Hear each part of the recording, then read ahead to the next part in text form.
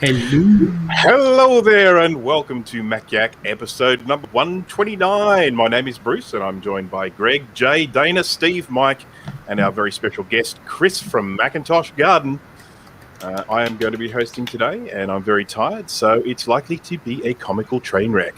How is everyone doing today? Better after hearing that. Oh, yeah, doing good. You're going to make us all look good, Bruce. Anything interesting happening at the moment? I saw a lot of boxes being opened this week in live streams. I live streamed. Yeah, I have a Jay. box I have to send Jay, so that still has to get to him. Sounds like more live streaming potential. Yep, more It box actually opening. might be.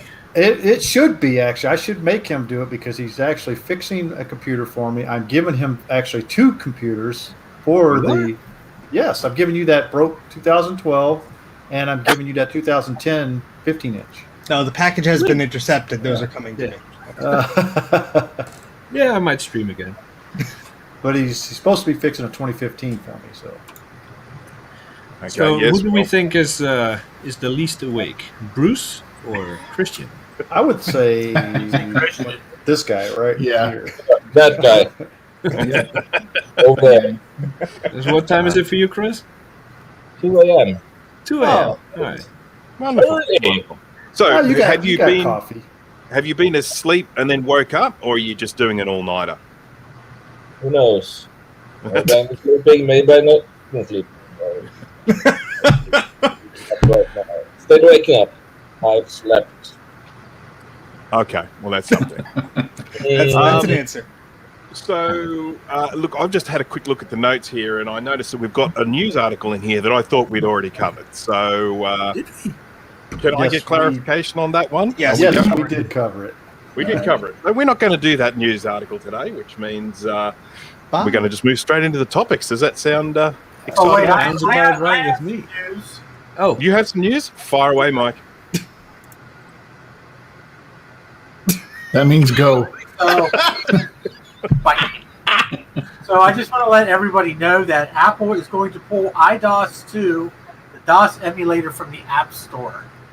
So if you don't have iDOS 2 on your Apple device now, you really need to download it. I'll I put it shall on the grab chat. it immediately. It costs $5. Oh, Oh, never mind. jeez.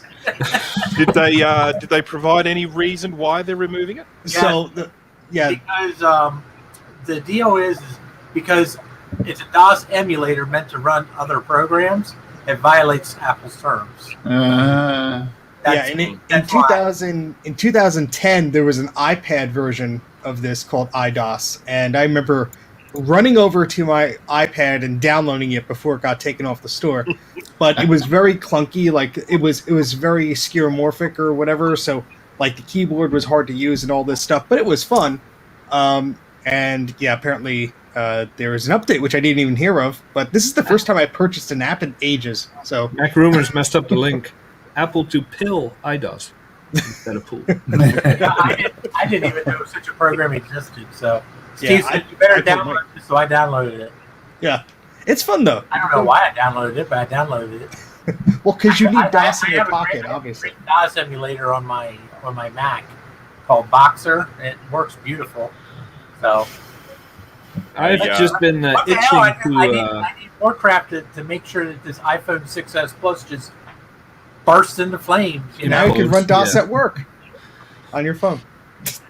I was watching a trivia show yesterday, and one of the questions, the answer to it was DOS, and the person on the show and the host admitted they had never heard of DOS before, and boy, did I feel old. I would have felt old too in that moment. Okay, so shall we launch into some topics here? Yeah, if you insist. You're the host.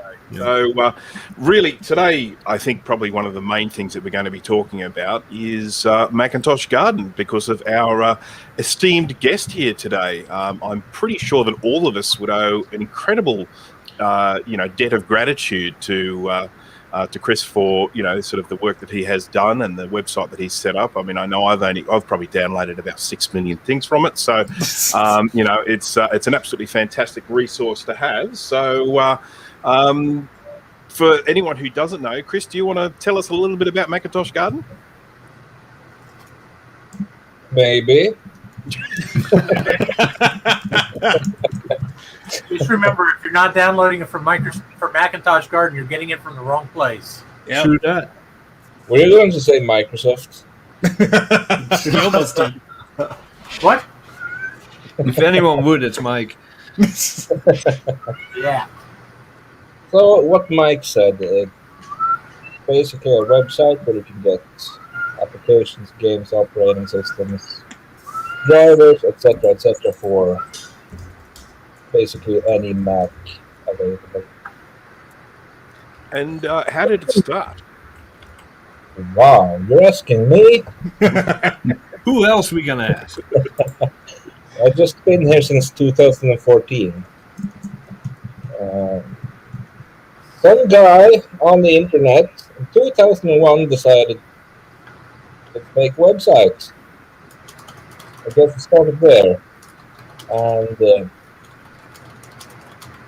I suppose the web host at the time, Underdogs, had a little issue with something, and it went offline in 2009.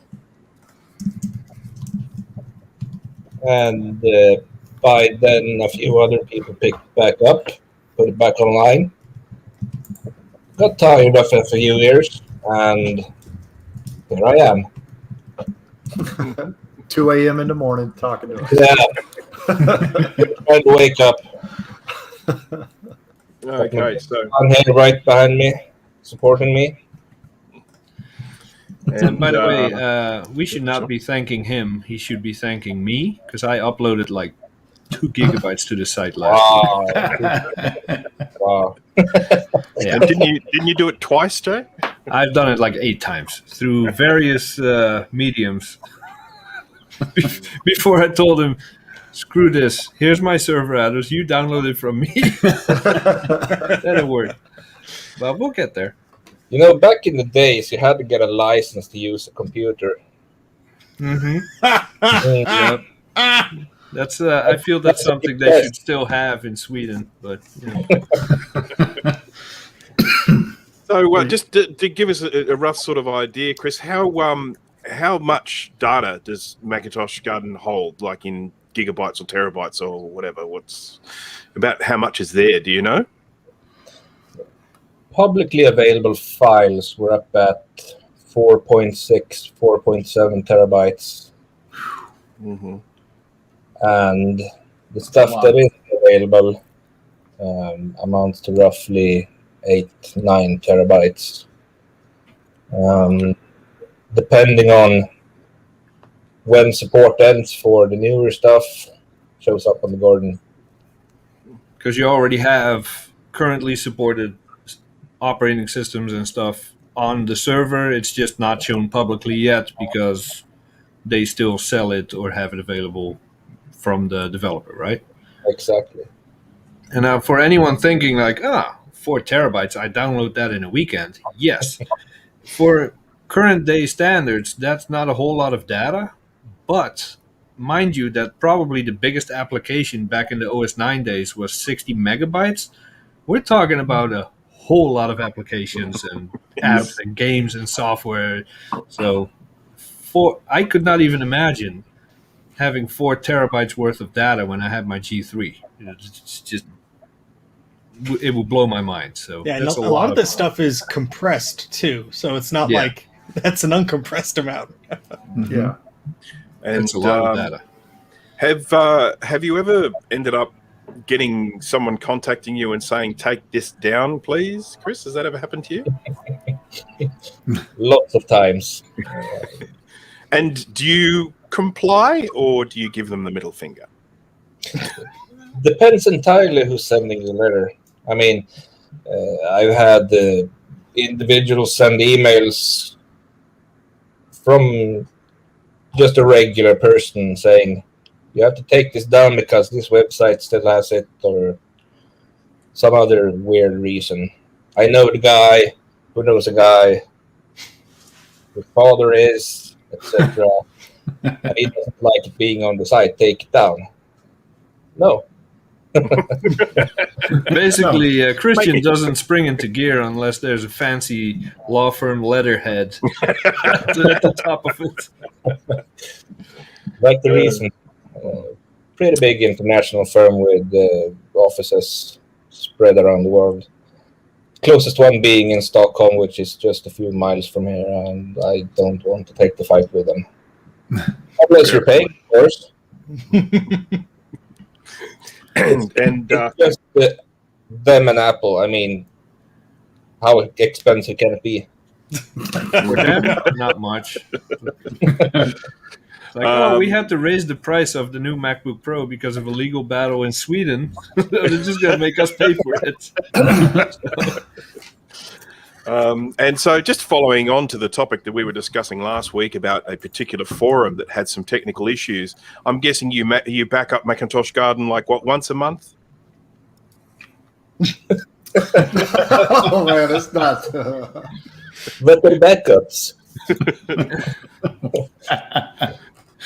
No. Here's one portion of the backup. Yeah. Database is backed up twice a day and manually verified, of course. So instead of losing, say, 5 months of important data, 7. we only lose like a few hours at most, if anything. And the data itself, well, it's backed up once a week. Screenshots and things like that is incremental and done daily. And it's a few machines that are specifically made to accept these backups. And there are also off-site backups in case of extreme stuff. So you're saying it can be done? Is what I hear. But no, it's impossible. Okay. Well, we know a certain site that's impossible with. Yeah. He needs a bigger SideQuest drive. Apparently, it has been impossible for many years to figure out how to do it right. I mean, they just had 14 hours of downtime today. Yeah. Oh, with their new software? Yeah. Oh, wow. So they can't even get their new stuff right. And I have to tell you a little story. When I very first came onto this show and I was talking about getting hold of old software, and I happened to mention the website that I was using to download software, and I got into big trouble about it. Does it rhyme with suppository? Yeah, it does rhyme with suppository. Hold on, I have to register that domain name. So can someone please go ahead, and I don't mind who, but someone go in and explain why it's such a bad thing to download stuff from Macintosh Suppository? I think I might be a bit too blunt for that. So, Steve, this is all you. Oh, come on. Why do you always give me the controversial stuff to Because talk you're a about? nice guy. I'm not. Apparently, the fine people at Suppository made the decision to not so elegantly just steal all of the information from our good old Macintosh Garden site. And in the process of doing so, they decided to just leave off all of the helpful text, all of the helpful images, all the helpful comments that told you what the heck you were downloading, the system compatibility, what emulators it worked on, and so on and so forth. And yeah, bad juju. Basically, a big excavator that did scrape, and that's it. I think I'm gonna buy. I think I'm gonna. Yeah.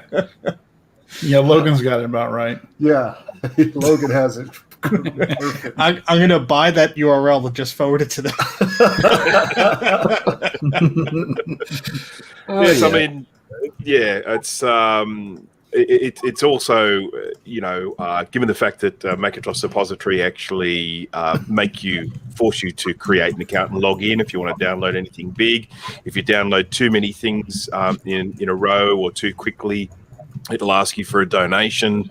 That donation might only last for a very short amount of time too, by the way. So when you consider that it's a website, built primarily on sort of scraped information stolen from somewhere else and not particularly well done, and then they actually go in and ask you to, to sign in, or they limit what you can download. And for some reason, every time I ever see something there, it comes up and says, we are currently backing up, so your download might take a while. Pretty much every time. Well, I guess it's good to speak backed up. And most of the screenshots have Macintosh Garden in it. But I am very, very happy to hear about the backups, because I personally, and I'm not that familiar with all the sites out there, but as far as I know, Macintosh Garden is one of the biggest archives for old Mac software. So the fact that it's being backed up regularly and tested, important, does make me feel better. Yep. I see a question in here that has got to have been written by Jay. I can't imagine anyone else wrote this. What kind of security and privacy does Macintosh Garden offer? The best. Yes, it's shipped directly to China.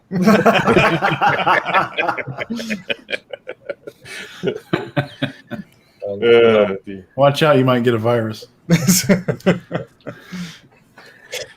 Did anyone else have any Macintosh Garden questions they would like to come out with? Yes, Steve. So, if I'm somebody that's new to Macintosh Garden and I go on there and I see a piece of software, but I have a different version of it. Let's say I have a newer one or an older one. Is it cool for me to just go to that page and add another download? Or should I messy up your database and add subsequent versions of the same slightly different version as a new page? What would you prefer? Well, adding the new version or older version to the pre-existing page is always preferred. And if it is in the title a certain version number, remove that. Or if it's within the range of the major version, put out maybe version 1.x, so that others and we know that there's more than one version on that page. Yeah, I think that's good, because I see a lot on whether it be Macintosh Garden or archive.org or these other pages. If somebody has like 1.1.3, and 1.1.2, they're all like separate uploads. It's like, I'll just put them all on the same page. It makes it a little bit easier to find it all. And if there's a compatibility issue, you don't have to search for the other one, etc. Yeah, but some of these pages that you mentioned, they have slightly different information on them, so that's why we allow them to stay up. Yep. As they are. Well, there's a good question. Quick question from the chat. Yeah. What does Macintosh Garden run on? With software and hardware. System 7. Microsoft Windows. No, it's it's a few different distributions of Linux.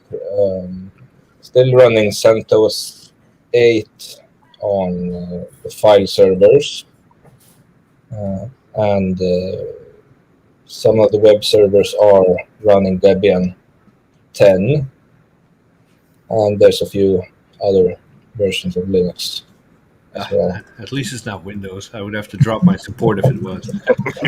Now, one other quick question I actually have is, we know the software now, but what about hardware? You're not running this in your basement, are you? No, it's not in my basement. It's in the other room over there. Okay. It's in his attic. Well, it's a multiple. It's on-site and off-site. So files are always available in some way or another. Well, I noticed that when you do go download a file, you have several links. You have one, it's the main link. Then you have a mirror, which is a US link, and then a SE There's link. There's another mirror in Germany, I believe. Yeah. Not DE. So, Which is actually really fast. I used it yesterday. What? Whoa. I was using the German one because it was faster than the U.S. one, because the U.S. one was like crawling, and I'm like, okay, why is this one crawling and the one that's clear across the world? Well, if you could take Netflix down for a day, I'm sure it can influence that mirror too. They had some issues with the American one, mainly because people are scraping all the contents continuously. Who would do that? So they set a limit on how many connections you can have open to the server. Makes sense. It's 2 or something. So if you're on gigabit or probably better over there, it's still going to suck. That's probably why Jay and I found it sucked, because. Is there, and this is just an off the cuff question, is there a way to, when you click the link, for some kind of token to come with it so that the mirror knows that the traffic is coming directly from the site and it's not a bot scraping stuff? Suppose it goes by the referrer in your user agent. Most of the time it's a poorly written bot. You can see WE get or curl or whatever. Your user agent, basically. Okay. Jay, I can't help but notice that you have the Macintosh Garden screen there. Is that something that you wanted to share, or is that for now or for later? Or for later. There's a few questions I put in there that require some visual assistance. Okay. But the question I put in there about security and privacy, it is a serious one because you get a bunch of, if you go on LCAP, you fire up Safari, and there's all kinds of certificate issues, and SSL doesn't work. So how do you maintain any kind of security on a website like this? If I go there from my OS 9 machine, for example, does it have any security? Depends on your browser, I suppose. You can visit with the HTTPS. We support the less secure versions up to the very latest. So you can always feel safer, I suppose. That counts for something. With anything online, it's the same thing. Yeah. False sense of security is what I call it. Well, I actually do like it that you can get to Macintosh Garden on an OS 9 system. In fact, I did it the other day with my OS 9 G4, my Power Mac G4, to get some software off of there, and it worked perfect. There was no graphical glitches or anything on there, and I think that's a simply designed site, and it works really well. Yeah, if I could download things with System 7, I think everyone's okay with 9. Mm-hmm. Yep. Yeah, when your internet is faster than the hard drive in your system. What hard drive? Yeah. Actually, I don't have a hard drive in mine anymore. I put an SD card to IDE adapter in it. No, we're talking about booting off a floppy, Greg. Yeah, I know. We have another question from the chat here from Logan. He says, how many people download stuff off the site in a given day? So just a rough idea of the sort of traffic that you get. Oh, wow. I don't monitor traffic because it's unlimited. Each mirror statistics come in once a month.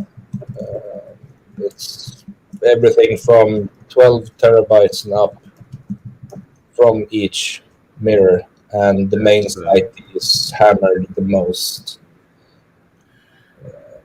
That's some serious bandwidth. And why I don't have a proper American mirror. We need the bandwidth. Well, GT has been boasting of his fiber connection for about a year now, so he will be happy to host and mirror all your files and do about 30 terabytes a month. No. Oh, come on. Be a sport. Come on, man. Yeah, until Fio sits there and says, why you got like 4 14 terabytes daily going out. Well, You said unlimited. for the greater good. It's for the greater good. Greater Until they good. start throttling me. Why am I at dial-up speeds? Actually, Now- Bruce, you are right. Usually, think it- what? I think it is time for me to share that screen Okay. Alrighty. There you go. because You ready?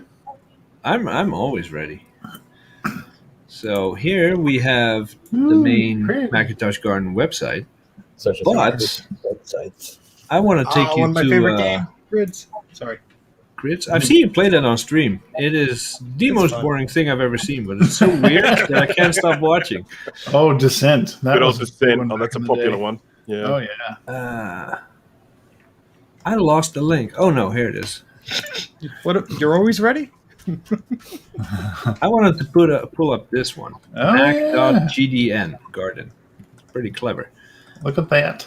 So this takes us to a different looking version of the website. And correct me whenever I'm wrong, Chris, but this is a version of the website that is currently under development that will eventually replace the current site, this one? That is correct. All right. And one of the things, actually a few things I wanted to point out that I may have known about at some point but had forgotten is some of the services that are on here that are, I think, really cool. So we have here an image hosting service. Yeah.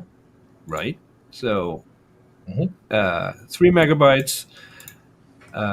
If you need a picture on a forum or in a post anywhere, a service like this without ads and a whole bunch of stuff popping up is, I think, really useful. But the coolest thing about this service is that I can use it from OS 8 or 9, and I can upload a pict file, Oh, and it'll actually convert it, right? Yeah. That is Yeah, I think I even tested it from 7, and it worked great. because Good, I'm because always pict files messing are around cool. with graphic converter to get those pict files over to JPEG, and it's a nightmare. yeah. Well, the process there is, well, it was a nightmare as well, but it works now.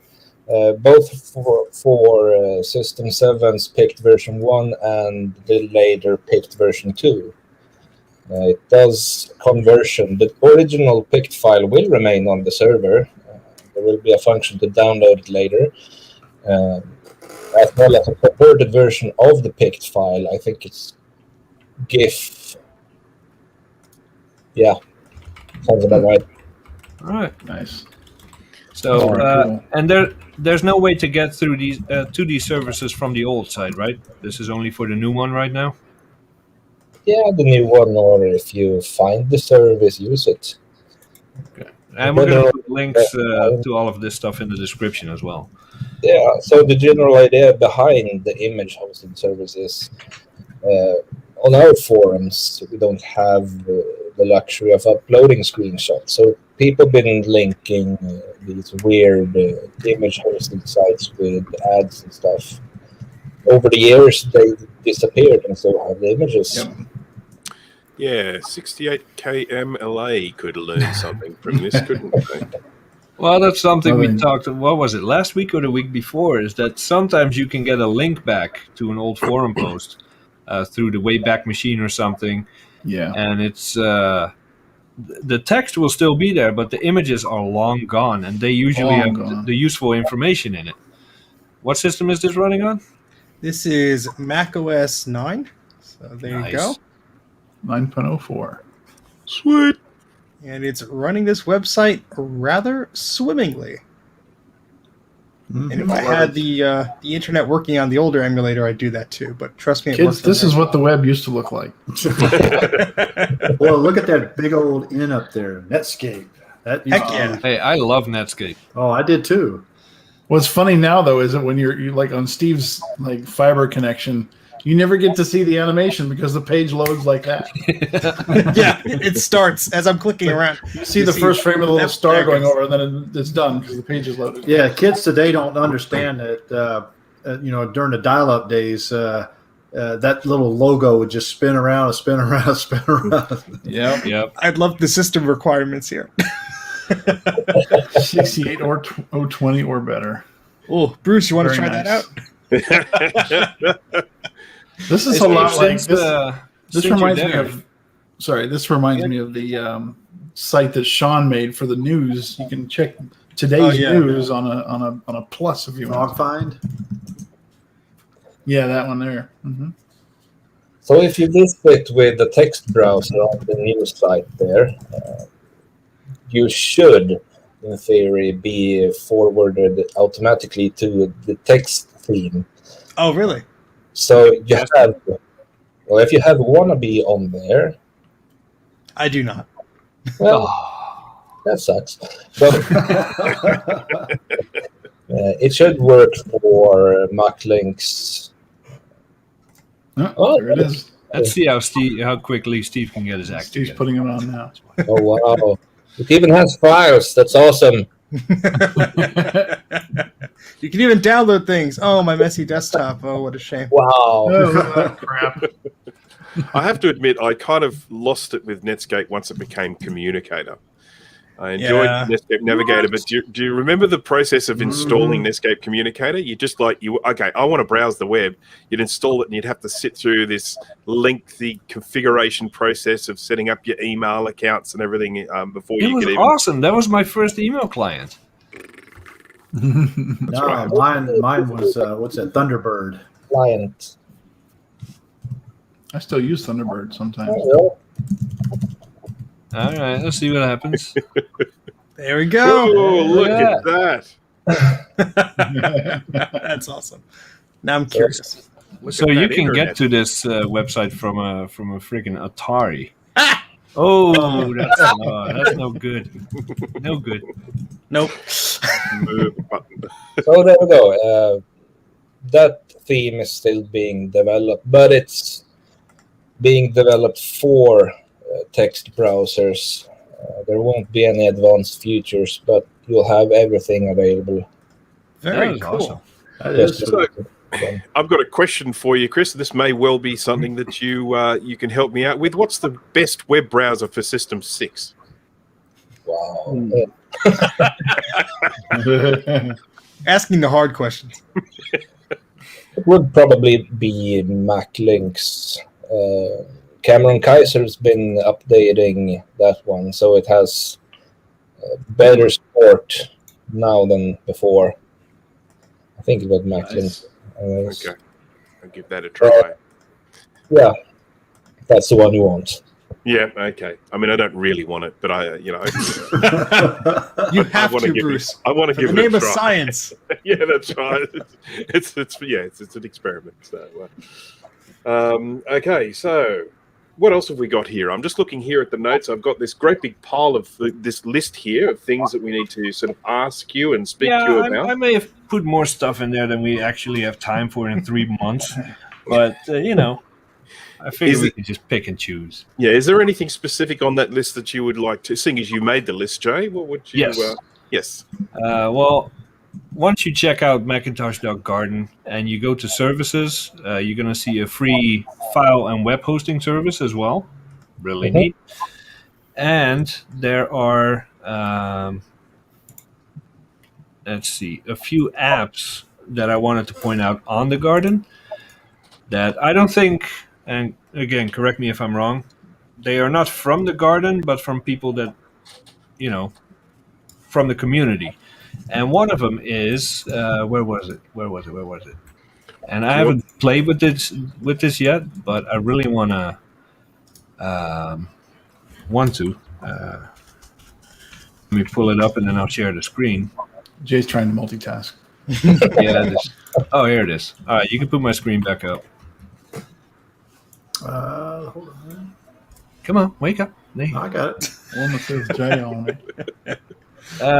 Oh, Christian, can you tell me a little bit about this one? Because when the internet radio on iTunes went bust, and this is years ago, Yeah. I was really upset because I listened to that 24/7. I pretty much ignored my own playlists and I was just doing internet radio from all over the world. And then it stopped working. And now there's a version of iTunes for, I don't know. Oh, there we go. Yeah. For up to Tiger, macOS 9 up to Tiger. Is that what I'm reading? Nice. Probably the patching is done on request, I think. This is an effort by Fluefeast, one of our patrons. That's very cool. So Yeah, I thought that was really cool. yeah, the service should be like it was before. You connect to the server feeds you back radio stations and stuff like that. That's cool because up until now, I would have to go to internet-radio.com and just pick, what was it, the M3U file that I would import in iTunes, and then it would play the radio station, and it was a hassle. I like to browse. Mm-hmm. Yeah, So if you have an older system and you want to listen to iTunes radio, you can do it once again. I thought that was cool. cool. Of course. I Huh? like that. That's cool. The whole thing is open source as well, so it's on GitHub if you want to check it out. There you go. Awesome. And one more that I wanted to point out was... I guess I'll put it back in here. So I thought you were done. Sorry. let's see. And I don't know much about this, but I just love Sherlock so much I want to play with it. The official Macintosh Garden Sherlock plugins. What does that allow you to do? It brings back internet search to Sherlock. That's awesome. That's so cool. Was broken before. It's live now, and we even have full control over the banner system. So the banners you see with these patched versions, they're fed live from one of my servers here. That's so cool. Awesome. So if you have a banner, you can request to have it added. It will also point to wherever you want it to. This is cool because one of the biggest things about using my old Mac, and I know that probably goes for a lot of people, is that even though the software is still there, much of the functionality is broken because of SSL certificates no longer compatible or stuff like this. So to get some of that functionality back makes me really excited to fire up my G4 again and just play with it, you know. And Sherlock, I love Sherlock. So yeah, I just wanted to point those two things out because you can find them on the Garden, and there's a lot of stuff that the community does because like the iTunes radio thing, it's not from Macintosh Garden, but one of the community members, and you can find this cool stuff on the Garden. So it's much more than just I need an old version of Photoshop. Let me go to the Garden. If you start browsing, and you can lose hours to this, trust me. If you start browsing, you discover all kinds of stuff you've never heard of that can really, have you think, ooh, I want to fire up my old Mac and just try this out and play with it. So it's really cool. And one of the things that this site has always helped me figure out is, did I dream of that software that existed at one point in time, or is that actually a thing that existed? Or and Christian has been an invaluable resource to me, being like, was there a thing called this that sort of did this? And he's like, yeah, it's right in the Garden. You just got to search for it. But it also, of course, encouraged me to contribute whenever I image a disc or I buy software off eBay that's not available elsewhere, and I archive it and put it on there. But one of the things I'm proud to exclusively put on Macintosh Garden is this Apple Service Display Adjustment Utilities pack that I basically made. It was sourced from a variety of Apple internal CD sets, and basically give you tools to calibrate and adjust certain CRT monitors. And this is one of those things where, yeah, the download was technically available, but to get the download, you had to open up a disk image, and then you had to open up another disk image, then you had to decompress that, and then you had to do all this stuff just to get access to it. So made it easily available on Macintosh Garden. It's one of those things that I'm happy to contribute. Very cool. Yeah. There's a lot more on the list, but I know we're not going to get to all of it. So Well, I will. I'll rest I'll here. let you you decide, Jay. I mean, you put this list together. You spent all that time on it. If there are other things on there that you think we need to be covering, we can. Otherwise, we can sort of move along. I think we can skip. One quick thing though, and I want to put this out there is Christian. Do you have any way that you can get people to donate to help you with all this? Well, KGB agents are pretty cheap. They're not very friendly, though. It's an income. Well, people can decide if they want to donate or not. It's entirely up to them. It's never enforced in any shape, way, or form. There's going to be a few visible links on the new site for both PayPal and Patreon, alongside with a page with financials where you can see where your money donated is spent. Cool. That's pretty unique. Yeah, and I just wanted to mention that because I know you do a lot of this, and you don't ask for anything in return. But if the community is sitting there, leeching all this stuff, they should hopefully want to donate something to you, not by you. Well, that's a nice way to say it. I'm just trying to say. I know. I mean, I leech off of there all the time. I admit, I do. So does, I know my monetary contributions far leave a huge gap from what I take from the garden, but I try. So I support it on Patreon because it's the right thing to do. Yes, You do also put software there.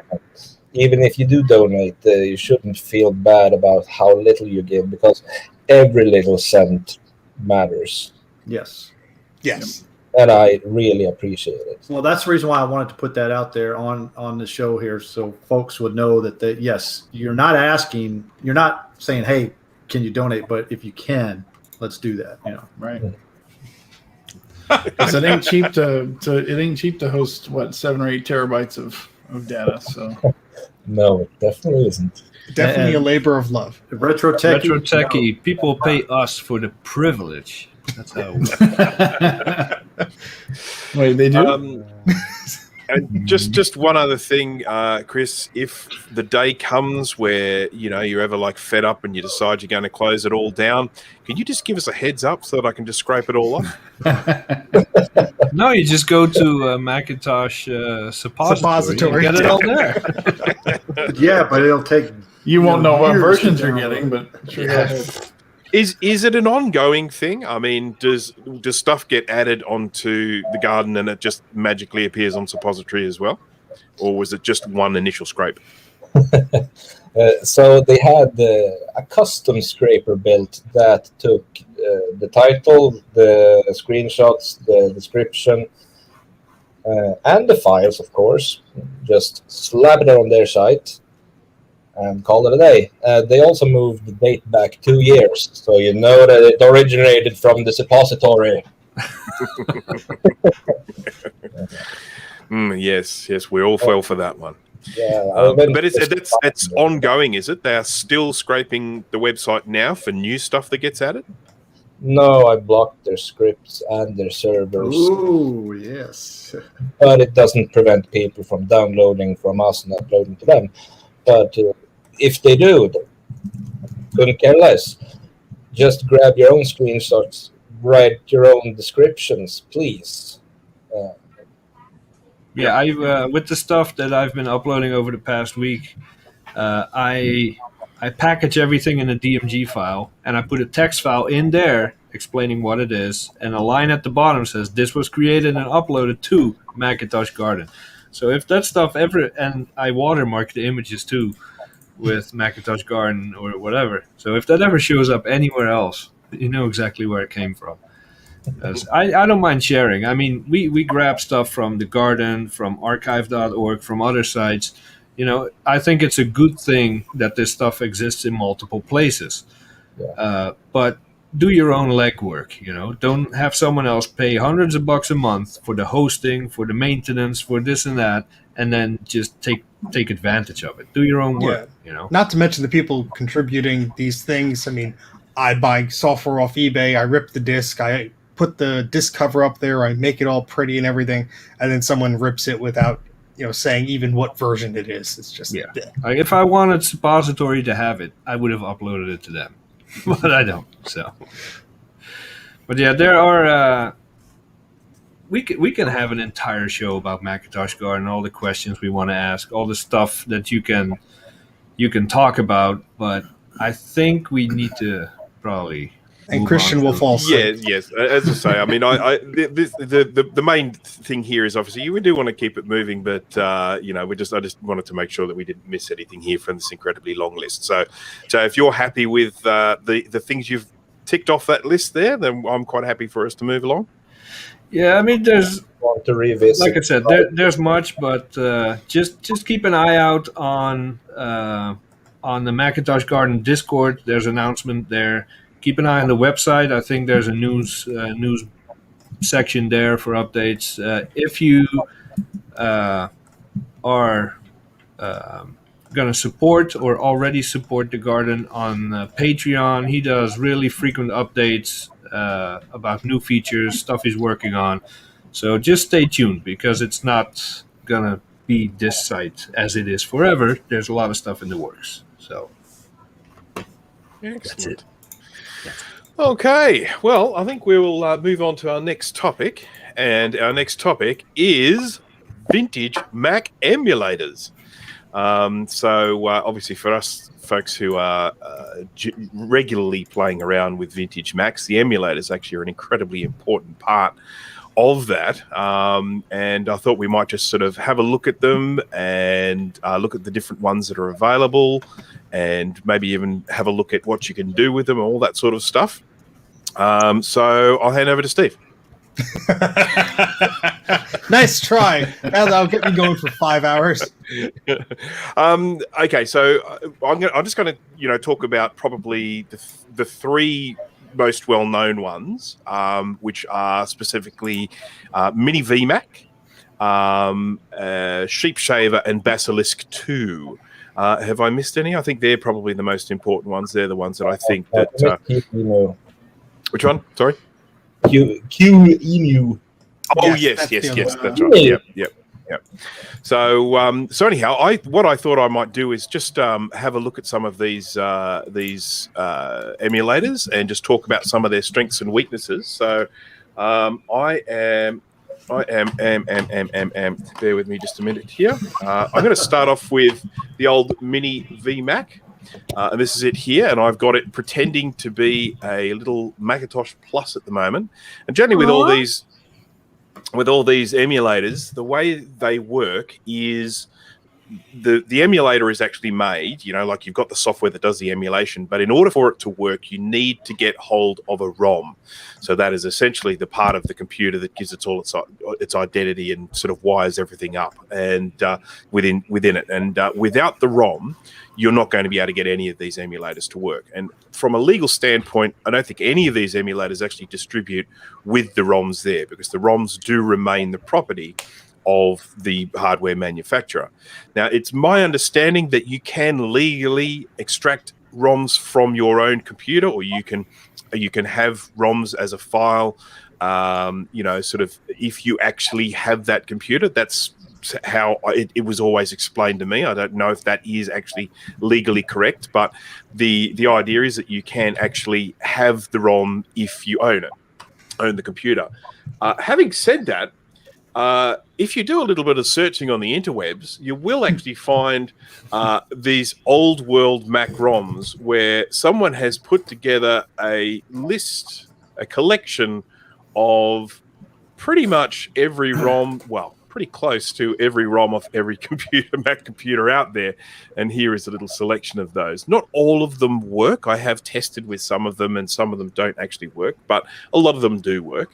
And so essentially, when you get hold of an emulator, you can basically grab a ROM, and then you can get that emulator to behave like that computer. So whether it be a Quadra 700 or a Quadra 900 or a Quadra 950 or whatever, you can get it to actually behave like one of those computers. You downloaded it off Suppository, didn't you? I may or may not have. I can't remember. I downloaded it a long time ago, so I couldn't tell you where that one came Well, from. Bruce scraped every ROM he could find, it looks like. Yeah. Well, it was literally just a single file with every ROM in it. I can't remember where I got it from, but anyhow, so I'm going to just go back here to Mini VMac, and you'll find the Mini VMac website if you do a search, Google search. We'll put links in the description. But Mini VMac, which I'm just going to go back to here. Sorry, I've got Windows on Windows here. The Mini VMac is a little tiny one. There it is. Now, one of the things that I absolutely love about Mini VMac, well, actually, I'll tell you what I don't like about it first. It makes the loudest beep when you switch it on. It will blow your brains apart. If you have your speakers turned up a little bit, you fire the thing up and it goes bong, and it does it so loud. But apart from that, one of the things that I really like about it is the fact that it has this drag and drop with disk images. So if you have a disk image like I have here, I've got a Macintosh. I've got a Macintosh 2. Here we go, Macintosh Plus image, and if I just drag that onto Mini VMac, it boots, and there we have it. So that is now booted into that. Sorry, this is so small. Can I make this bigger? Can we get some 1080p out of that emulator? What happened? What happened to your audio, Jay? I don't know. Yeah, something went funky there. Yeah. It's good now? There you audio. go, Bruce. You're good now. I just shared my window if you want a large screen view.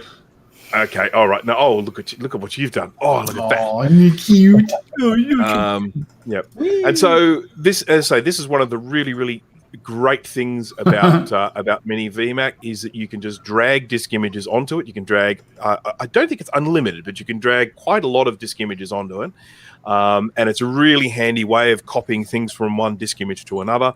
And of course, if you're working with vintage Macs, it actually can make it really, really easy to set things up for your real Mac. You can do all of the heavy lifting and all. You can download all your files, download your disk images onto your modern computer, do all the shuffling around with your disk, with your emulator, and then take that disk image and put it onto your vintage device. So they're the emulators are really, really handy for that sort of stuff. They're that nice bridge between your modern computer and your vintage Mac.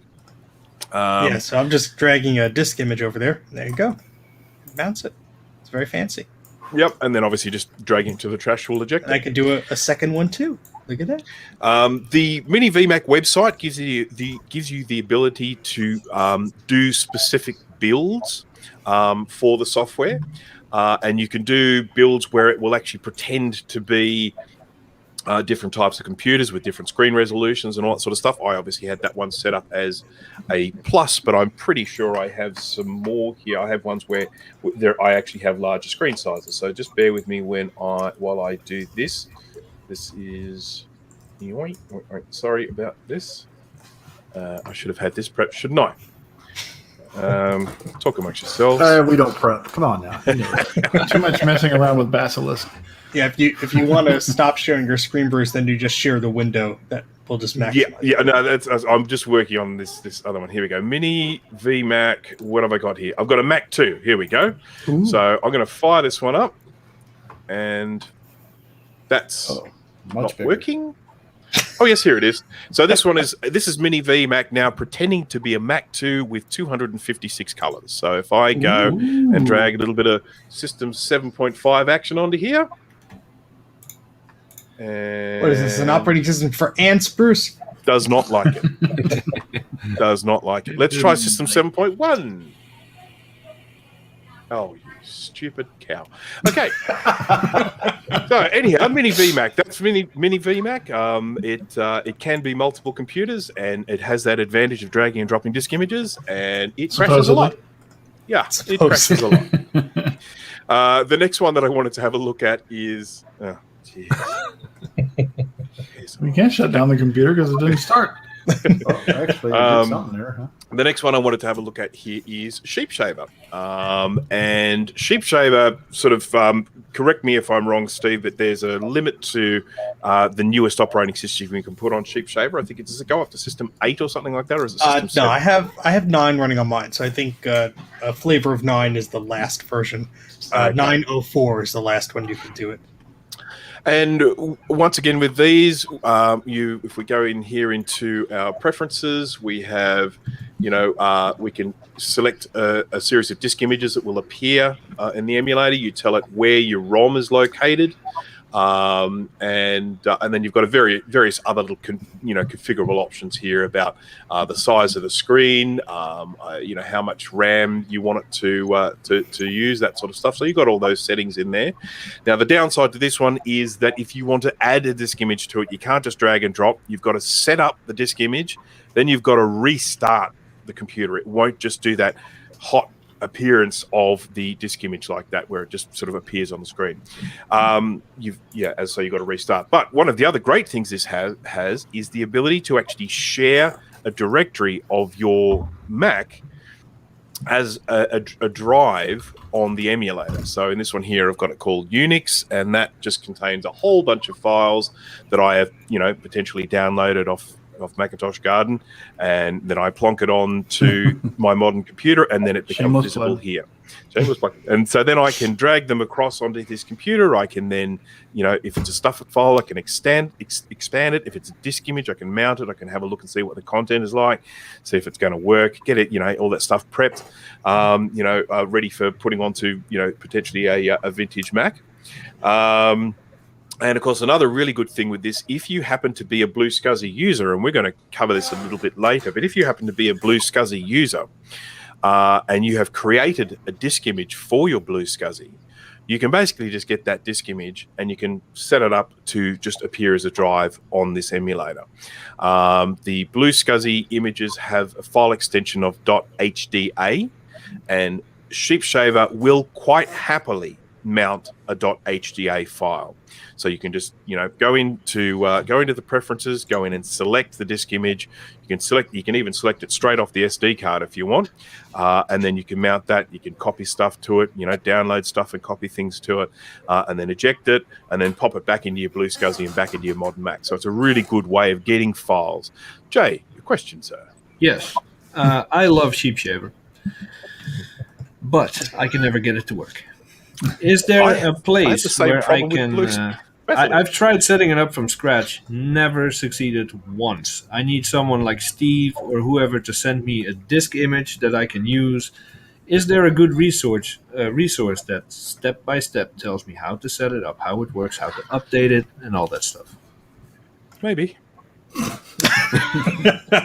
Your resource is one of us. When it comes to disk images, there are quite a few disk images floating around these days, and that's probably because of things like SCSI to SD and BlueSCSI. There are people that are going in and building these ready-to-go disk images with operating systems on them, even with something like Basilisk, which we haven't done yet because I can't get it to work, but Steve will show us Basilisk. Yep.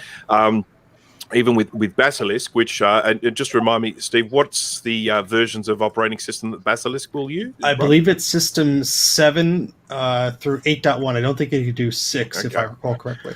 So the way I see it, Sheepshaver is the clear favorite in terms of, its versatility. But one of the things that Basilisk has is it has lots and lots and lots of different builds. And just to give you an example, I made this little mini Mac a while ago, a little 3D printed mini Mac, and that's working beautifully. It was. The trick with this is to just force quit it a bunch of times, then it works. So great. How notice it in the mode. I never said it was reliable. But people may have seen some of these projects around where people are getting retro Pis or Raspberry Pis or the little Pi Zeros, and they're putting them inside of 3D printed cases, and they're making little mini Macintoshes, which of course is really cute and fun. They're actually using Basilisk to do that. There is a version of Basilisk which has been compiled for use on the Raspberry Pi, and so you can then actually use Basilisk as an emulator on the Raspberry Pi and make the Raspberry Pi pretend to be a vintage Macintosh computer, which is a lot of fun. But from looking at some of the forums, there are a lot of people that have gone in and made ready to go images. With Basilisk, there is a forum there. I mean, there are basically emulator forums, and that is what I'd recommend for anyone wanting to get rolling with these. And again, we'll put links in the description for those. But there are forums where they basically talk about all different types of emulators, and then there are how-to guides for them, and then there are pre-prepared disk images, and there's usually indicators of where you can get hold of the ROMs and all that sort of stuff. So, isn't this wonderful? Well, so didn't Action Retro do a video on making using Basilisk, but he actually had it where it booted up like it looked like it booted straight into a Mac.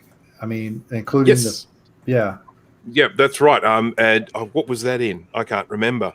I remember watching the video, but I don't remember what it was in. Is that G3 blue and white case? A little. Yes, that's right. That's the one. Yeah. Yep. I recall now. But he was running that with that in a regular keyboard, all the other stuff. But he actually had it to where it looked like it would boot up with the app or with the little Happy Mac. Yeah, wasn't that a Raspberry Pi setup? Yeah, it was a Raspberry Pi case. Yeah. Uh-huh. I put a link in the chat, by the way, to Macintosh Garden, where there's a bunch of emulator hard drive images, including the one I need for Sheep Shaver. But if I I am just going to quickly just take over the screen sharing just for a moment. This one here, if I just go in and restart this, you'll see that it basically just looks like your good old fashioned System 7.5 startup screen with you loading your inits and everything like that. It's basically just a it is basically just like using it. There are some things that get upset. For instance, if you try and run SCSI probe, to actually look at SCSI devices, you can often end up with all sorts of problems going on because it's clearly not SCSI devices. But yeah, so that's they're the main ones that I use. That's Sheep Shaver, Basilisk, and Mini VMAC, and I think they all have their purposes. Yep.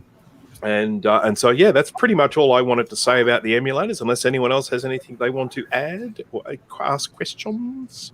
Just want to add one thing. I think prior to the current fork of Basilisk, you could run versions prior to System 7, like System 6. But I believe the version that is currently downloadable via their website or the one you compile, I believe either there's a problem, like I think it just won't go any further. But if you download like an older version of it, I think you can. But I just have the current one on my system. I use Mini VBAC for System 6 as an alternative. But I have to try out QEMU. That sounds like a promising one. Yes, I would definitely like to give that a try as well. I haven't tried that at all. I haven't been actively seeking another emulator. I mean, generally what I have, I've been happy with. I would just love it if a Sheep Shaver had the ability to drag images on and eject them the same way that Mini VMAC does. If it did that, it would just be my favorite, but it doesn't. So, all right, well, it's relatively minor. I'm going to take a quick, small little break here and play this. Smash that like button. Just had to get that in there. Yes. Don't forget, everyone, you have got to smash that like button. It makes us happy. Let's and, listen everyone. for the smashing noises. Make sure come people do on, it right. smashing. Yep. Yeah. Well, There we go. The lights are starting to go up now. if you're looking for emulator resources, the place to get it is evacuation.com. Yes, that is the one I was thinking of. That was the one I was at this morning.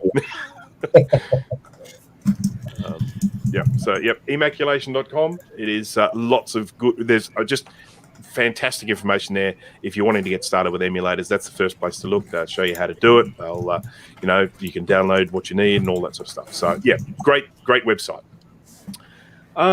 Okay, now this is something where this topic is partially moving on from the emulator side of things. I wanted to talk about the BlueSCSI. I should have had one here. I don't. Told you I was tired. So obviously the BlueSCSI is something we've just discussed before, same as the SCSI to SD. It is and the RASCSI and the MaxSCSI, I think it's called. It is a SCSI hard drive emulator. So it's modern technology that pretends to be an old SCSI hard drive so that when you plug it into your Mac, it can't tell the difference and you get to use a modern SD card as storage. And while they may not be super fast, they are, quite fast in comparison to those old spinner hard drives and work really well in those old vintage Macs. So the BlueSCSI is the one that's a relatively new, new player. And one of the big advantages of the BlueSCSI is the fact that rather than it just behaving like a Mac hard drive where you put an SD card in it and you've got to go in and format it with some, vintage Mac formatting software and, copy stuff to it. One of the great things about BlueSCSI is that it you basically format the SD card in exFAT file format. So you can just do that straight onto your Mac, no problem there. Just, nice and easy to format on your modern Mac or on your Windows computer, but we don't talk about them here. And then once you've got it formatted to exFAT, you can just drop a disk image on it. And then with a naming convention that you use, it will then emulate a hard drive of a specific. Here we go. We need to get the demonstration here. A bit of that. There we go. There's a BlueSCSI and a little blue holder. It is indeed pretty blue. Yeah, that one is very blue. Yes. That doesn't seem like it's a very snug fit in that holder there, Steve. That looks like that could fall out at any moment. That's because my pins aren't cut. Okay, I see. Now, I don't know anything about blue SCSI, green SCSI, purple SCSI, or any type of SCSI, but is the price insanely high, as said in the comments, or is it a good price? The BlueSCSI is, let's call it a budget option. It's been designed around one of these, which is called a Blue Pill, which is a little sort of development board, and it has sort of a USB slot here and all that, and then this sits on another board with things like the SD card slot and some resistors and the SCSI connector and everything, and essentially the programming gets done on this. Now these are often, not always, but these are often very, very inexpensive to get hold of. You can get these for a few dollars, and then you can buy the whole thing as a kit with this part of it all pre-programmed. All you have to do is assemble it with a little bit of through-hole soldering, and then you're pretty much ready to go. You can, of course, buy them ready-made, pre-assembled. But we're talking about real budget. So I can't remember the current price in the US, but they used to be for the kit $25. So everything everything that you needed. It's still 25? Okay, so you can buy the kit, $25 US, everything you need. You just need to do a little bit of soldering, put it together, and you're good to go. I would not call that insanely expensive. No, that is not insanely expensive at all. I mean, if you're someone like me or like Steve who has, a house or a basement full of beige, it's a really, really good way of being able to get drives into these, because I mean, whatever you're going to have to pay for these things, if you have to put them in 50 computers, it's going to work out to be expensive. But 50 times 25 is a lot less than, say, 50 times 60 or 70 or 100 if you're out here in Australia. So anyhow, they're a really great budget option.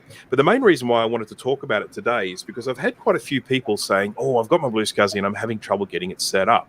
So there are a couple of things. First of all, you can download ready-made images via the BlueSCSI GitHub website. There is the option to go in and then just download images. You can download blank images so that you can just install your own operating system. But you can also download ones that have already got an operating system on them, and that means that all you have to do is essentially just drag that disk image onto the SD card for the BlueSCSI, and as long as it has the correct naming convention, it will work. It'll just you'll just connect it up to the computer, fire up the computer, and away you go. So what I'm going to do here is just quickly jump across into my little share screen thing here again. And so, yep, here we go. So I am here looking at the old. This is my G5 Mac, and I'm just sharing the screen here with it at the moment. And I've got a bunch of disk images here. Now, this is the naming convention. I apologize if it's a little bit hard to read there, but the naming convention is it needs to start with HD. And then the first number here, which is a 0, that is the SCSI ID. Then the second number, which is a 0, is the logical unit number, which if you're not sure about that, just leave it as 0. Then an underscore, and then I think that is the, what do you call it? The sector size, and that's 512. And again, if you're not sure, just leave it at 512. And then you've got all this extra space at the end, which you can just name to identify it. So in this instance, I've set it up as system 7.0, 2 gigabyte. That's so that I know what that disk image is. And then in order for it to work on the BlueSCSI, the extension needs to be .hda. Okay, so that's a really important thing.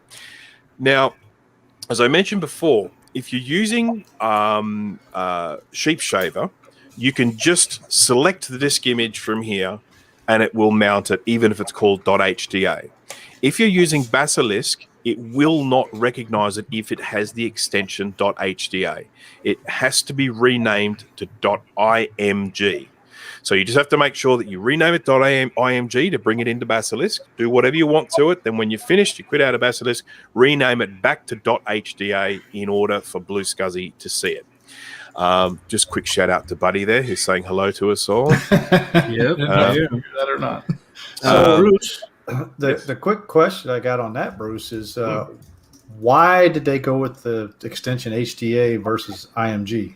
That's a very good question, and I've wondered that myself. And one thing I do actually happen to know is that there is a revision of this software being made that will accept .img in the future. Because that was the very first thing I was just like, okay, I just want it to be able to use .imgs, please.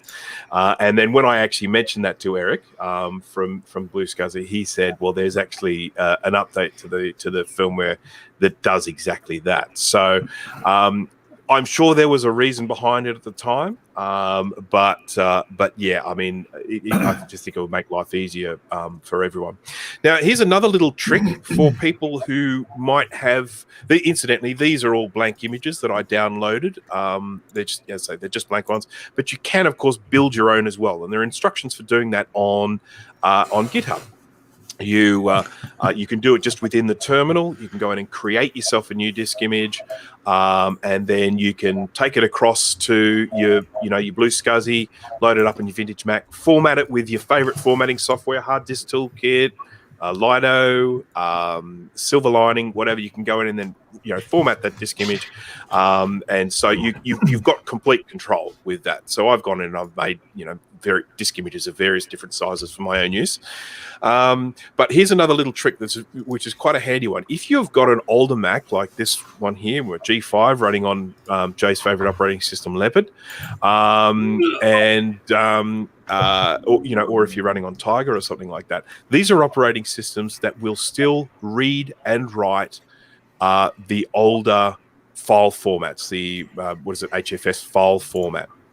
So you can mount, if you're, as long as you're not using the absolute latest operating system. If you're in Mojave, for example, you can mount an HFS drive. You just can't write anything to it.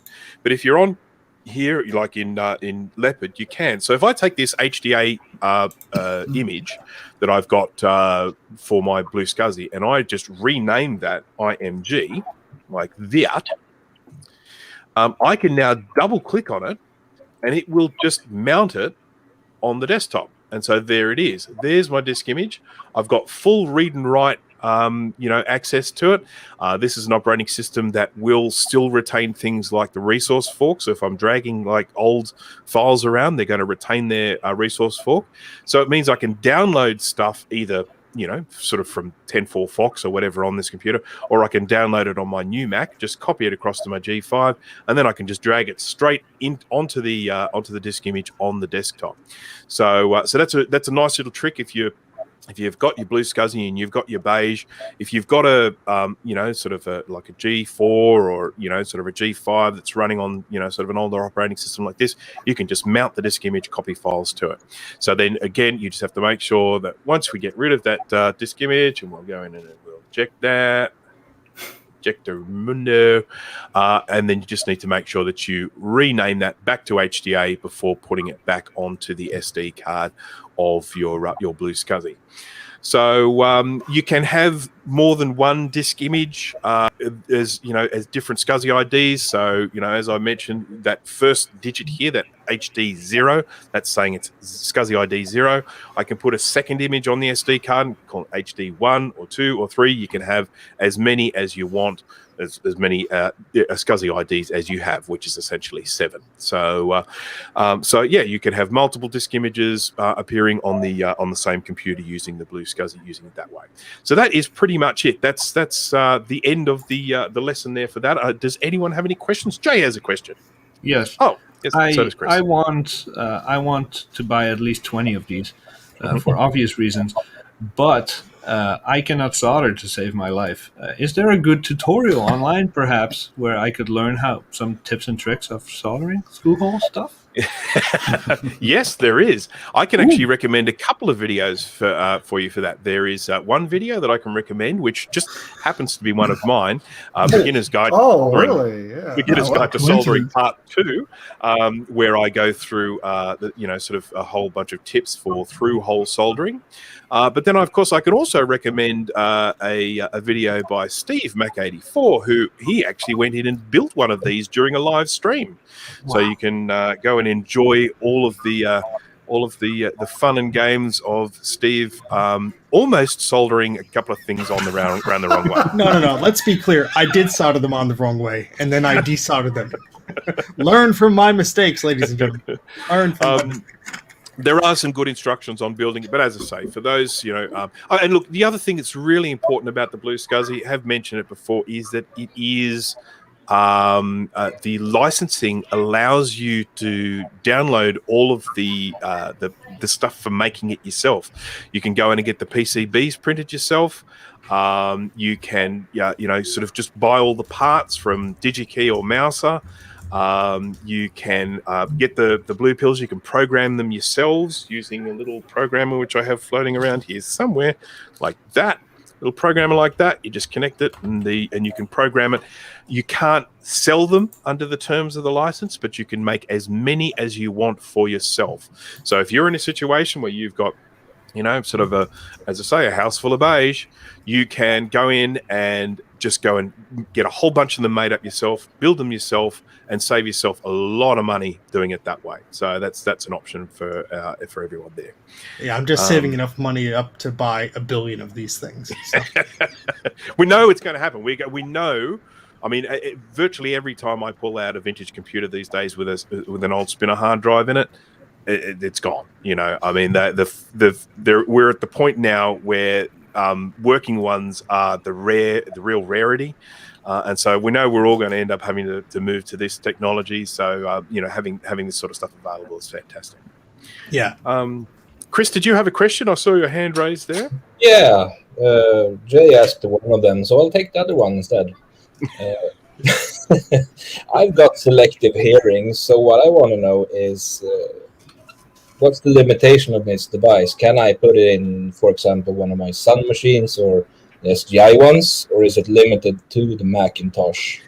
At this stage, it's still fairly limited.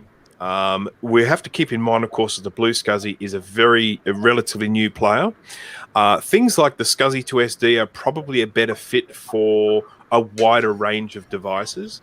I see a lot of people, because I do sell these things, I see a lot of people buying them to use with old synthesizers and using with Amigas and stuff like that. I did have someone say that they had tried a BlueSCSI on an Amiga and had been unsuccessful.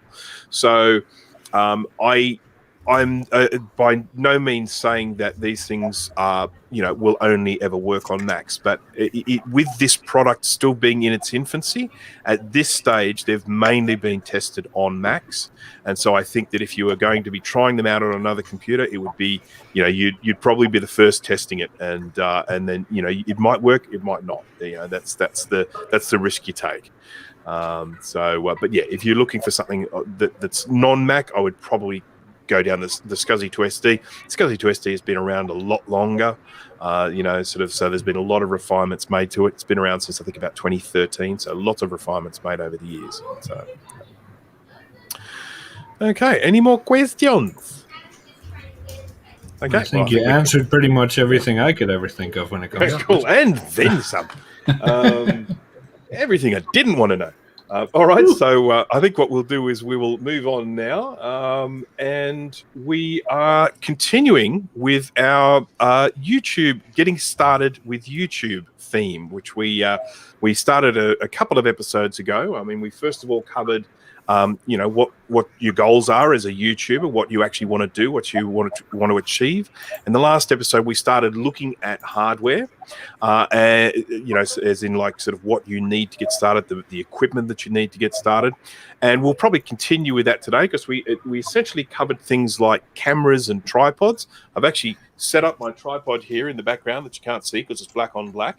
But this is the tripod that I use for my video camera that has this lovely fluid head on it, which again you can't see because it's black on black. But never mind, I thought that out well. But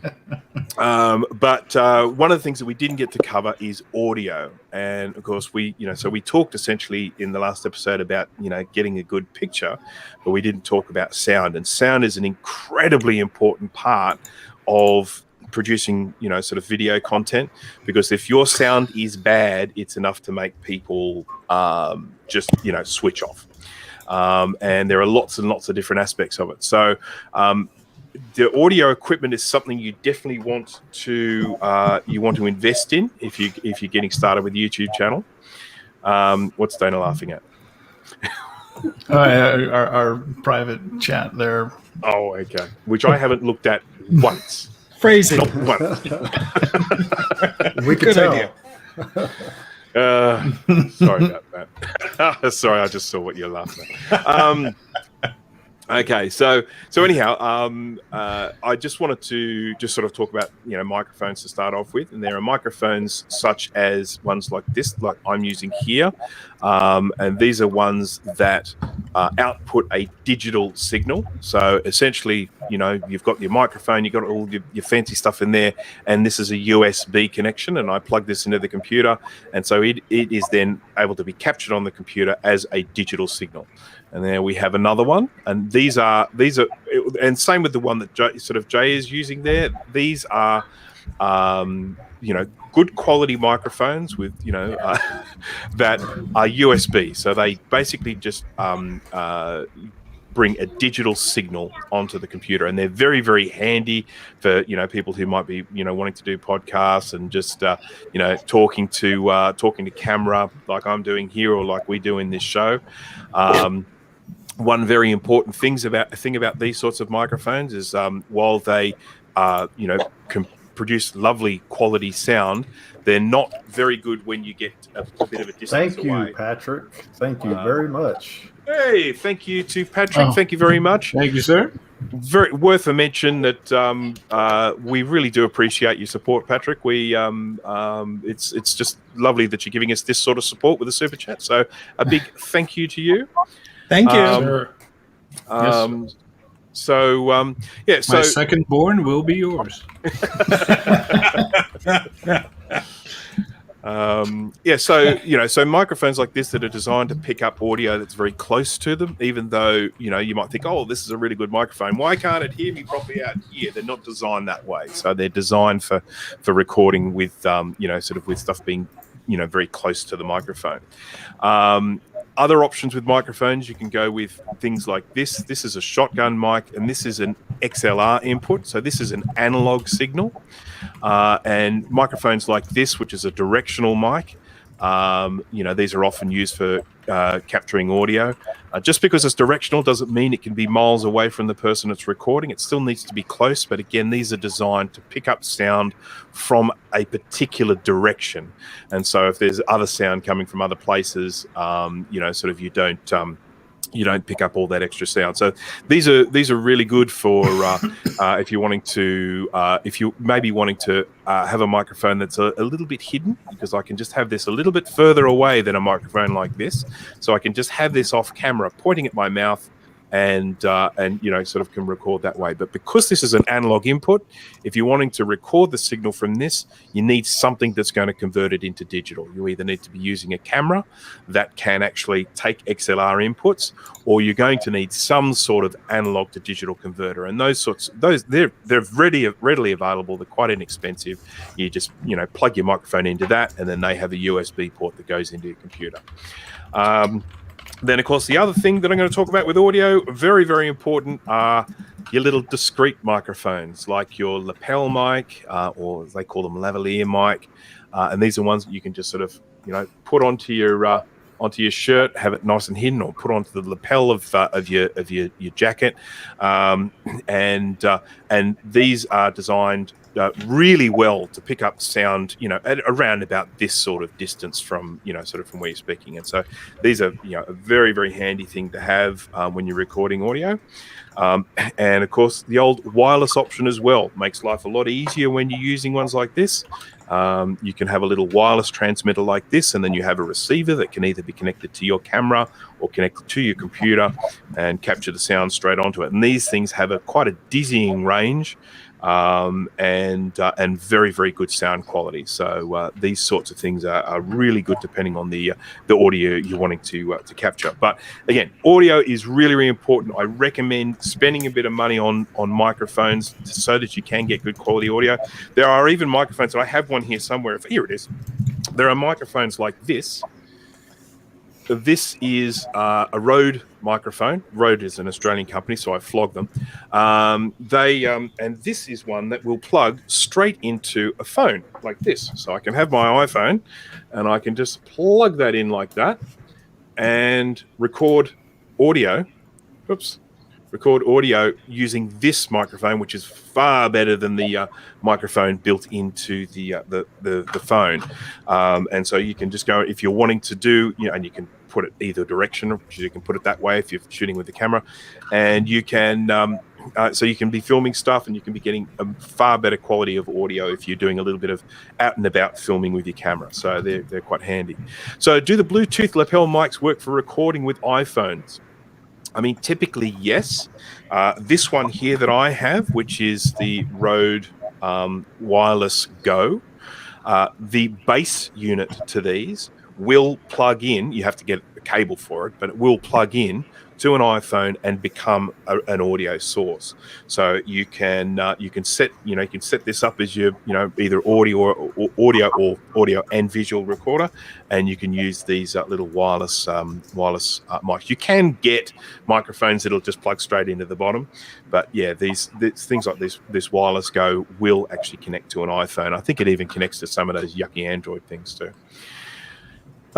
So yeah, anyhow, that's sort of microphone hardware. Does anyone have anything to add to that? Oh, No, Steve's I muted. think you covered everything. Oh, He's muted. Yes, don't Yes. mute your microphone if Don't. you expect it to work. I did that on purpose. Yeah. No, just you also want to be very much aware of your surroundings. So when I started making videos in my basement, when there was a lot less things in there, it was very echoey. So I had to fill up my basement with beige machines. That's what you told the wife, right? Yes. It doesn't And actually, probably hurt if you have some old couches down there too. It's a really good tip, actually, for video and audio. Don't set up your camera and microphone and record like 3 hours of stuff, then go and check it and find out that it's all terrible and unusable. Record a minute of stuff first. Steve's shaking his head. I see the pain. I see the pain. You record a minute's worth of stuff. Just you saying a few words, sort of just have a little piece of the intro, and then you take that, you go and have a look at the content, you go and listen to the sound, check and see if there are any problems you need to iron out, whether it be things like echo, whether it be things like background noises, because it's really important stuff. I mean, it's it can make or break a video. It really can. To end up with a whole bunch of unusable content is very frustrating. And what I always have done, and it has come in very handy, if you're doing something where you only get one shot at it, set up a backup audio recording device. It could be an old iPhone or an old Android device or whatever the heck it is that has a voice recorder app. I don't care if it's mono. I don't care if it's a little bit further away. but set one up. It has saved me countless times where I thought the mic was plugged in correctly, I thought the battery was charged, I thought the cable I was using was okay, but I had a grounding issue or something horrible, and it was just unusable. But that backup audio source, that was something I was able to turn to in an emergency. Yeah, so that's a good point. I mean, often when I'm doing my pre-recorded videos, I'm usually recording 3 separate audio tracks. Just it never hurts to have a little bit of extra in case it's needed. The camera that I use actually has the ability to record at 2 different audio levels. So there you go. That's the best mic you can buy. To High record fidelity. at 2 different audio levels, so I can actually have one level and one just slightly lower. So if for some reason I might there might be an audio peak, I might say something really loud and you get distortion, I can choose the one with the slightly lower recording level. What? Oh, does it still have the adhesive on the back? Yeah, there you go. It's got the little holder that you could burn your hand on as you're trying to lift up that monitor you got for free from We call eBay. new Show us in- again there, Kush. What? Show us again. This brilliant microphone, perfect sound. This one here, and it has the blue and the holder here. Oh, Oh yes, that's Side of your beige, New inbox. building awesome stuff. $500 on eBay. Oh, you can get this one from me for like. Goldman will offer you 100. Yeah, what were we going to say, Christian? Huh? What? You said, or you could have it for, and then we couldn't hear you. Oh, 800. It's I signed. was wanting like 125 for shipping. Steve Jobs licked it. That's what it is. Yeah, Yep. probably. Probably. And there's just do stuff like that all the time. Steve Jobs suppository. I'm not registering that domain. Now, I am very mindful of the time, so I'm going to just very quickly, one other thing I wanted to mention about audio is what you do with that audio when you bring it into some software, and we'll probably cover some of the software stuff next week. When you record audio, I would highly recommend, if you're using some software that has audio filters, learn a little bit about sort of using an EQ, where you can sometimes remove dead spots from the audio and you can make the sound a lot better. I've got there's a good video that I can recommend for that, which I will put in the description. But another is a compressor and a limiter. So a compressor is something that takes that audio and tries to bring as much of the sound as possible to the same output level. So if I happen to be talking really quietly, or then if I'm talking really loudly, it will actually bring those volume levels closer together. So a compressor is a really important thing with audio, and things like Final Cut Pro, a lot of editing suites, they have audio compressors in there, and you can just apply that to the audio and it will just sort of even it out a little bit. And then another thing which is very important with audio is a thing called a limiter, and that means that if you have something that happens to be really loud, you drop something on the ground, there's a really big popping sound or something like that, it trims it back. It actually pulls that back so it doesn't spike right out. So if you've got someone there with their sound sticks or whatever, or the sort of the big Bose sound quality or something like that, and then there's a big booming sound, you don't blow their eardrums, because it actually will just limit that peak audio down to a smaller amount. So for when you're doing audio, in particular with spoken audio, I highly recommend doing a little, just checking out some videos on EQ, and then obviously a compressor and limiter. So that's it does. Because we're not all Canadian computer collectors. Some of us edit them out. So you're saying I shouldn't start my video with the very loud dot matrix printer? Well, you can with a limiter. It wakes you up. I think that's probably. I mean, unless anyone has any questions about what I'm just blabbing on about there. Sorry, God, today's been a bloody Bruce show, hasn't it? Sorry, folks. You lost me an hour ago. I have no. Yeah. Sorry, guys. Okay, did we want to do a what were they smoking, or do we want to just wrap it up? I'm just mindful of the time, folks. So, I don't mind going late. I got no plans. okay, Yeah. no worries. So we have a what were they smoking here. Does anyone have that all prepped and ready to go? Probably not. There it is. Yeah, well done, sir. Okay, Mac Mini G4 Original, first series, 1 gigabyte RAM and laptop. And laptop? Are you getting a laptop as well? Free. Oh, we're getting a free iBook with it. My God, this thing's a bargain. Wow, I have It's a listing that keeps $10,000 sitting on my other desk, according to this listing. Well, So I don't know. I think that's probably a little bit too expensive. What do you guys think? Just a wee bit. a Just bit, a little bit. a bit. It is a bit. I'd say about probably $960 too much. Yeah, that decimal point needs to be moved a little bit. Yes, okay, so For and the rest for the laptop, I guess. yes, yeah. I think. I mean, I think he's wrong calling it a free iBook. I definitely think the iBook factors into this cost. A little bit. Yeah. So, what's he smoking? Probably the dust that's coming off the inside of that G4 right there, because probably got a ton of it in there. Does he mention what sort of iBook it is? Maybe he's smoking that stinky plastic. From the keyboard. Yeah, Could be. stinky plastic from the keyboard.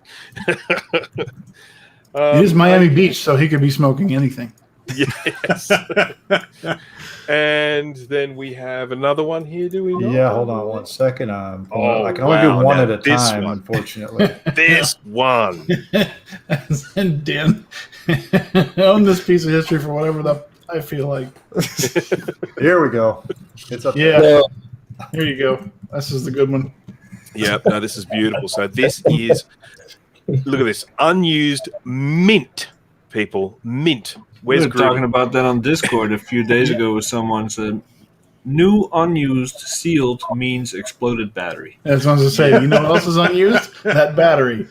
Yeah. Well, Yep. I'm looking at the styrofoam. It looks like that's been used, and they just put it back in the box. Well, yeah, I mean, that stuff gets bent up in shipping and whatnot and pulling it out of the box. But The color of physically, the case looks in good shape, but I'll bet you a dime that battery in there. Well, there is a photo of the battery, and it's the original battery, but it has not exploded yet. So They they, did immediately after that photo was taken. yeah, so they actually opened the thing up and took the board out and such. So at least they did that. But yeah, look, I guess that's something. If you're going to sell this for $20,000, I'd want to know that the battery is good. I'm assuming it's not recapped. Well, Yeah, just think of definitely that needs a too. recap. I mean, the guy wants to charge $100 shipping for the $20,000. yeah. I don't know. Yeah. I mean, okay. What do you reckon it's worth in a box like in that condition? I'd say upwards of 500 easily. If only we had a price guide, we could check on this. My price guide does not cover delusions of grandeur. I'm sorry. It should. Well, what do you reckon this guy's Well, there's smoking? 52 watchers though. Yeah, because everyone's looking at it thinking. At the is time I mine made worth the screenshot, yeah. I don't even know if the sale is still up now. This was like 2 weeks ago. Yeah, Jonathan Goldman is like sweating watching this. Are they going to get it? Probably, I What's bet going you he's hit that make an offer button so many times. on? My offer is $2. It is still for sale, so that's good. And I'm just having a closer look at some of these shots here. There's, I mean, the box is in good condition. This is about as good as they get, as far as I'm concerned. Why are we working off of screenshots? What are we new at Because it was this? easier for me to do that right quick. We took there we go. screenshots because we didn't know if the sale would still be up. Yeah, I have the thing open if you want. Yeah, me. So as far as what he's smoking, it's Amsterdam. So I think we pretty much know what he's smoking. Oh yeah. yeah. Well, you So got to figure too the shipping from there. Well, the still- shipping is only $100, but you don't factor that into the $20,000 Exactly. price tag. I would safe bet to say if someone actually paid that $20,000, that you could throw in free shipping. I mean, like if you had something like this, obviously you could ask whatever the heck you want for it. Doesn't mean you're going to get it. But I would personally value a system at this, like 900 to 1,000 to something like that, just because of the condition the plastic is in. The CRT. Oh, no wonder the battery hasn't exploded. It's one of those. Yes, those don't explode. I've never seen one that has exploded. Oh, that's not now good. that you said that, it's exploding. Yeah, well. Now that I've said it, we'll probably see some pop up here and there. The system needs to be recapped, so who knows if that board works? And I don't believe there are any photos of the machine being turned on. So no, well, it's unused. If you turn it on to prove that it works, it's not unused what a anymore. Shame! I mean, he's discount $5 from the sale. It's clean. It's definitely very clean. There's no doubt about that. I mean, as I say, this is probably about the best example that you're going to get of one of those. But is it worth $20,000? No. Go to that photo on the top right of that little quad picture preview thing there, or the top left. I'm sorry. Can you zoom in on the caps? They do look pretty clean, but it also could just be that they look clean, but they're not keeping up, as Bruce and I would have some experience with. They are ultimately going to need to be replaced, but yeah. I'm not zooming in on anything useful there. Sorry. You see one of the caps right there in that right picture. Yeah. I mean, look, they really don't look like they've leaked, and that's probably got to do with the fact that if it has been kept in that plastic, sort of, I'd say the environment's probably a little less conducive to those caps leaking, but they'll still need to be replaced. So. Well, the problem is that it's never been mention turned on. Electricity's never flown through those caps. Yeah. Yep. This is true. Like, yes, the price is outrageous, but speaking from experience, the used Mac market is pretty insane in Europe. Everything that's reasonably priced here, you can expect to be insanely priced over there. Yeah. Even UK worse than keyboard. Australia. So it's a UK keyboard. It is, yeah. So, Bruce, you want to ask the question? What were they smoking? It's Amsterdam. that's fine. They got plenty of stuff there. I actually reckon it's going to be some of that styrofoam in the in the box. I reckon that's what they've been smoking. Yeah, because some of it's missing. Yeah, that might be it. They needed to try it to see how fresh it was. They took that bag off of the computer so they could take pictures and just went. You talk about they put the bag over their head and kind of like try to choke themselves a little bit, Okay, so time for some, promotion, bit of self-promotion, guys. Shameless self-promotion, even. Shameless. We don't do shameless. Well, I think we already had a few shameless earlier in the show, but yeah, but that's good. What's everyone got in store? I resurrected a machine last night. One of Sean's cursed machines. Another cursed Macintosh SE. But I was successful in it. So he have? He just keeps. I think he breeds them. So there's like a little horde of cursed Macintosh SE30s. The problem is the breeding is very inhumane. So they all come out with horribly diseased logic boards. So it's going to keep me in business for a while. So I'm not complaining. But has that logic board been in the ultrasonic yet, Steve? Not yet, but it seems to be very happy. But it will be very soon. Okay. Anyone else got anything happening in store? I'm curious if Christian is up to no good. Me? He's always up to no good. Come on. Wow, what an accusation. Any cool stuff in the works? Oh, plenty. Yeah. That's it? Well, new site, Macintosh Garden, 3.0, I suppose, or 4. When, tomorrow? And Jay's microphone just went to junk again. Yeah, we can hear it. Yeah, it's very buzzy. Oh, yeah. Whack it. Percussive maintenance. I don't know what's going on. It's bad now. Yeah.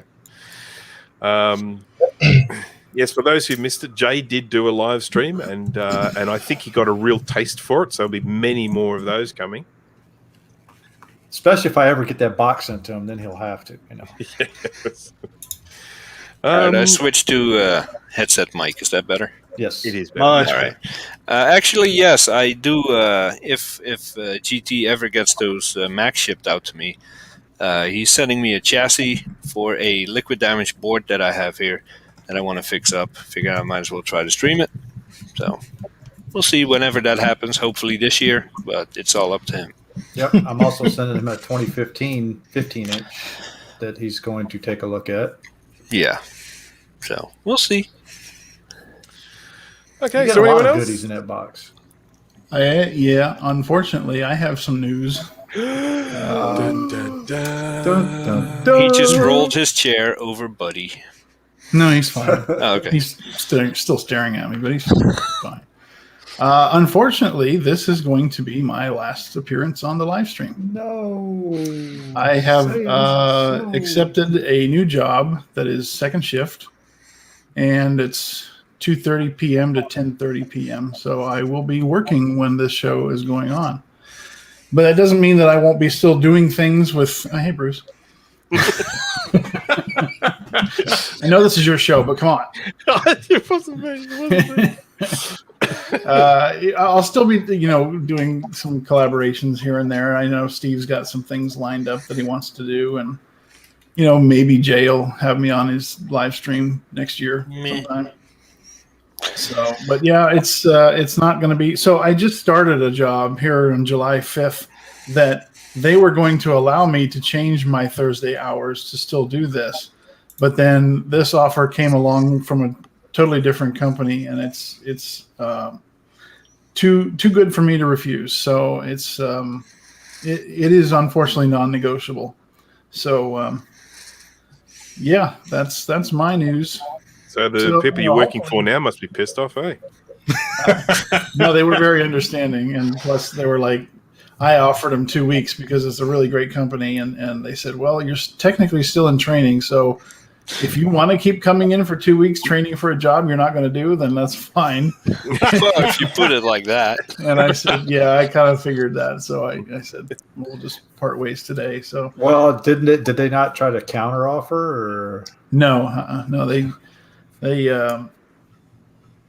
I don't know what I don't know enough about them to know if that's what their style or anything. They didn't really ask The why. counter offer is, damn, that's a good deal. I'd take it if I were you. They're like, we're not going to be able to put anything in that. So yeah.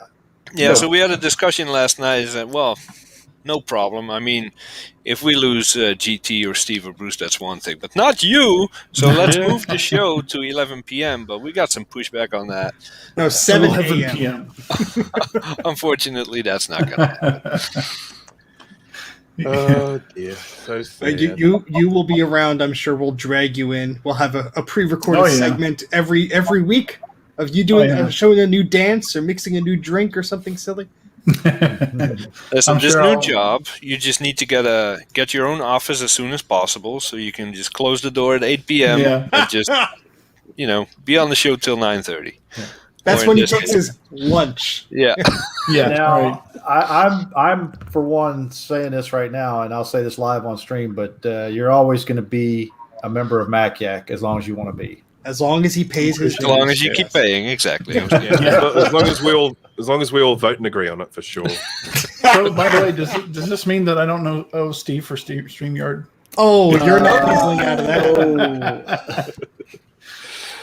Well, if this job is as amazing as you say, you can pay for all of us. Oh yeah, there Dana you offered go. to pick up the bill. It's not that amazing. Oh, okay. Whoa. What was it he told us earlier? You already ordered his Maserati and everything. Yeah. That's been a You're dream. buying some new servers for Christian. I mean, come on. Oh, that woke him up. See, look, Look he at that. woke up. I will be bankrolling the Macintosh Garden. We have it live on stream. Hey, you got It's on that the US server internet. now. It can never be erased. Yeah, but it was definitely fun while it lasted, and you'll probably be back. Oh, I'm sure. I mean, once I get some vacation saved up, I may take a Thursday off here and there. And since it's your last time on here for a while, I'm going to call you like I used to call you when I first met you, Lando's hair. There's like 70% of the people watching going, what? Go back and watch like our very first episodes. You'll understand. Yeah, or not. They'll understand what I mean by that. Well, Dana, I don't think anybody's that interested. you will be missed, but we'll drag you back here whether you like it or not. Yes. Oh yeah, just ask any past guest or whatever. There's no once you're on MacYak, there's no getting away. We're worse than MS-13. I mean, I've tried, but yeah. See, we wake them up at 2 This is a.m. your third time, fourth time. This is fourth or fifth time, I think. Yeah, there's no idea. MacYak is forever. Yeah. After the sixth time, you got to get that tattoo on your neck, though. So be careful. The good news is I won't be working weekends. Well, at all. that isn't enough. No. Well, I won't be working weekends, so anybody that's live streaming, I'll just hop into StreamYard and make a nuisance of myself. I guess I'm streaming Saturday.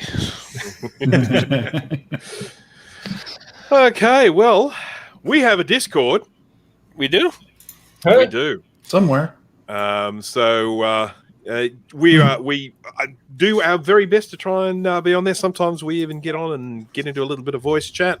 But jump onto our Discord, please, everyone. Join it. It's it's actually one of the best Discord servers that I have on my system here. It's the only one, isn't The it? only one, yeah. But yeah, great community there. So jump on, check us out.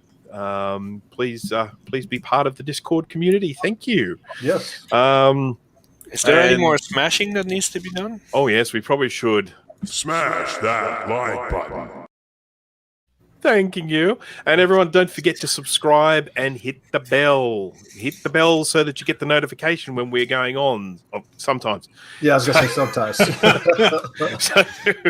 So please don't forget to subscribe to our channel. Thank you, everyone, for joining. It's been wonderful. A special thank you to Chris for joining us today.